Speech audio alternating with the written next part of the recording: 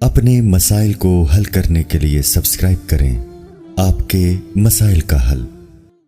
مکڑی اور چھپکلی مارنے کا حکم۔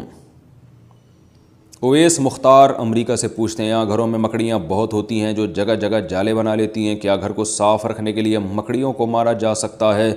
ہم نے سنا ہے کہ مکڑیوں کو نہیں مارنا چاہیے کیونکہ وہ ہجرت کے موقع پر آپ صلی اللہ علیہ وسلم کی حفاظت کا ذریعہ بنی تھیں۔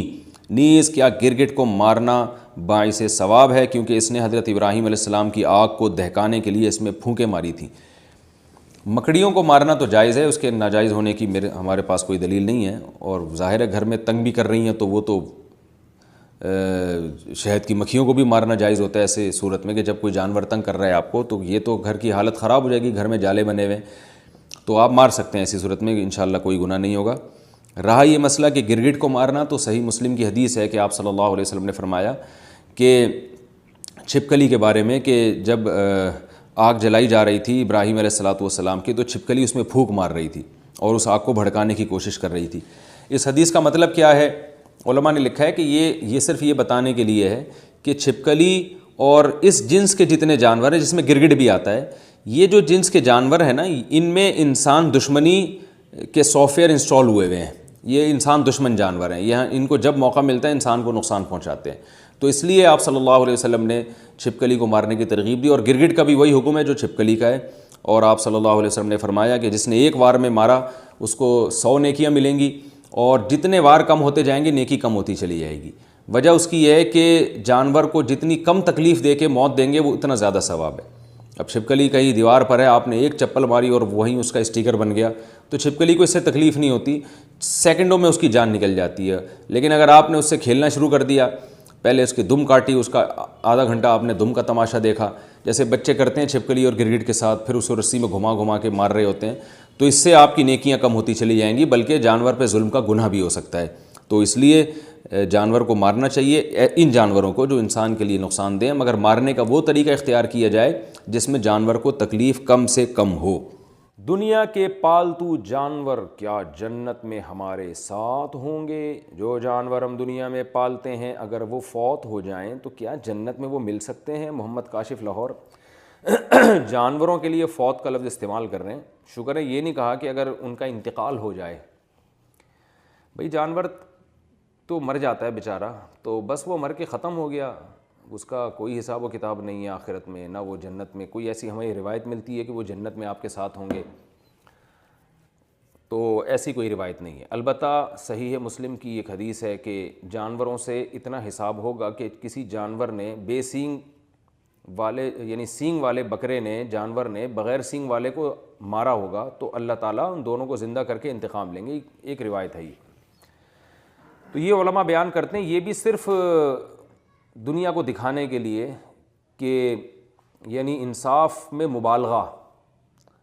ظاہر ہے سینگ والے جانور نے جب بغیر سینگ والے جانور کو مارا ہے تو اس کو تو جانور تو مکلف نہیں ہے شرعی احکام کا، لیکن اللہ تعالیٰ محض اپنی ایک قدرت دکھانے کے لیے کہ اتنا میں انصاف لے رہا ہوں، انصاف سے کام لے رہا ہوں کہ اس نے اپنے سینگ کا بھی اگر ناجائز فائدہ اٹھایا تھا تو اس کو بھی بدلہ ملے گا، تو اس کو مجازاً حساب و کتاب سے تعبیر کیا گیا ہے۔ حقیقت میں یہ حساب نہیں ہے، اصل میں انسانوں کو دکھانے کے لیے، تو اصل حساب تو انسانوں کا ہوگا، لیکن جانوروں کو پھر اگر اتنا حساب ہوگا بھی تو مٹی کر دیا جائے گا ان کو دوبارہ ہمیشہ کے لیے، نہ ان کے لیے جنت ہے نہ جہنم ہے، نہ کوئی جزا ہے نہ سزا ہے، جو اصول یہی ہے۔ تو یہ سارے انسانوں کے لیے ہیں، لہذا جانور مر گیا تو ختم، کیونکہ جانور تو اللہ نے انسان کے لیے پیدا کیا ہے، انسان کی خدمت کے لیے، تو آپ نے پال لیا تو بس ٹھیک ہے، آپ کو اس سے فائدہ ہو گیا، تھوڑا سے مانوس ہو گئے، ٹائم گزر گیا آپ کا۔ ویسے میں جنرل نالج کے لیے ایک بات آپ سے کہتا ہوں، اچھا پہلے میں اپنی بات کمپلیٹ کر لوں۔ اگر آپ کو جنت میں جانے کے بعد دل چاہا کہ اللہ جو میں نے بلی پالی ہوئی تھی، جو میں نے بکرا پالا ہوا تھا، بڑا محبوب ہے مجھے چاہیے، تو جنت میں قرآن کہتا ہے آپ کی ہر خواہش پوری ہوگی۔ وَلَكُمْ فِيهَا مَا تَشْتَهِي أَنفُسُكُمْ، جس چیز کا دل چاہے گا وہ آپ کو ملے گی جنت میں۔ تو اس لیے اللہ کسی کو اس کا پالتو جانور جنت میں دینا چاہے تو اللہ پہ کوئی پابندی نہیں ہے، میں نے تو صرف ایک اصول اور ضابطے کی بات کی ہے کہ ایسی کوئی ہمارے پاس روایت نہیں ہے کہ جنت میں آپ کو یہی جانور مل جائیں گے۔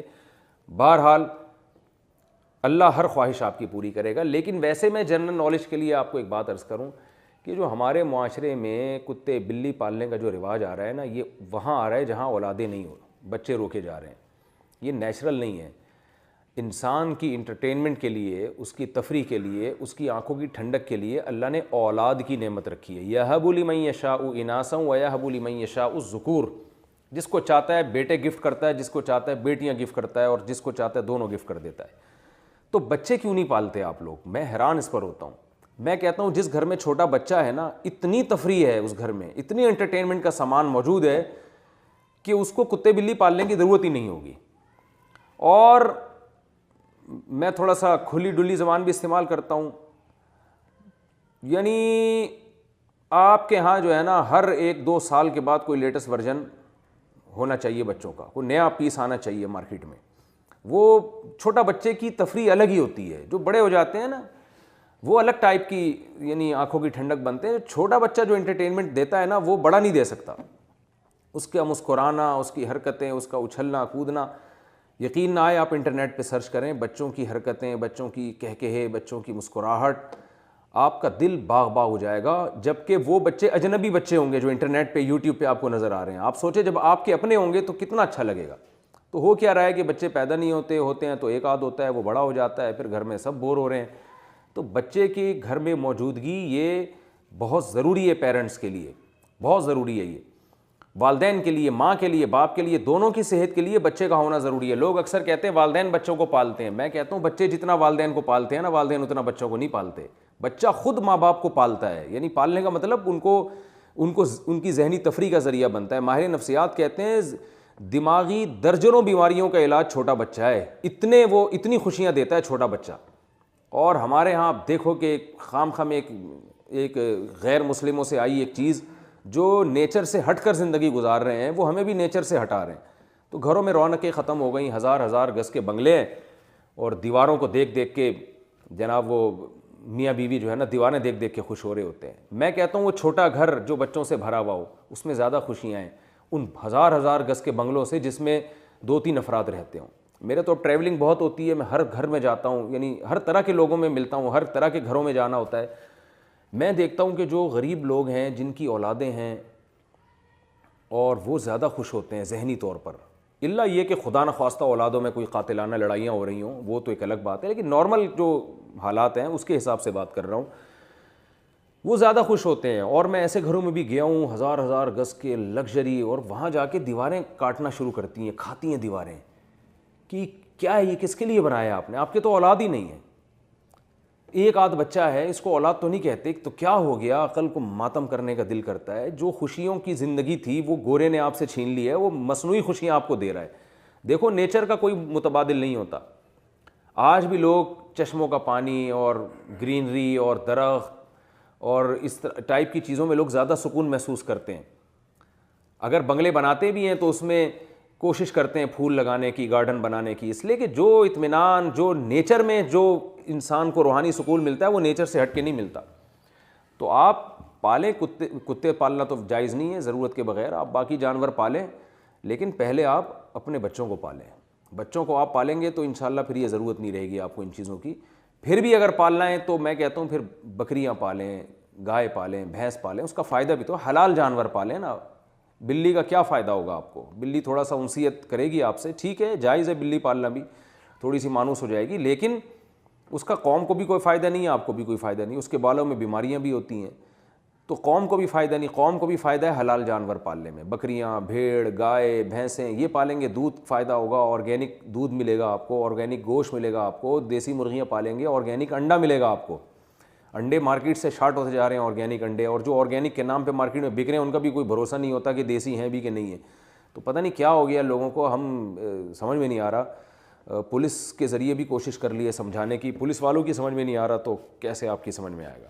تو جانور پالیں مگر وہ جانور جو فائدہ مند ہیں. پیغمبروں نے بکریاں چرائی ہیں تو ہم بھی گوروں کو دیکھ دیکھ کے کتے پال لیں. کتا ضرورت کی چیز ہے. اگر آپ کو گھر میں حفاظت کے لیے کتا رکھنا ہے تو آپ 10 دفعہ رکھیں. جب حفاظت نہیں ہے، حفاظت پیش نظر نہیں ہے، تو پھر کتا انٹرٹینمنٹ کے لیے پالنا حرام ہے. نبی صلی اللہ علیہ وسلم نے فرمایا جس نے کتا پالا روزانہ اس کی نیکیاں ایک قرات کہتے ہیں یعنی ایک بہت بڑے حصے کو، تو وہ کم ہوتی چلی جائیں گی آپ کی نیکیاں روزانہ کے حساب سے. تو حلال جانوروں کو زیادہ فوکس کرنا چاہیے.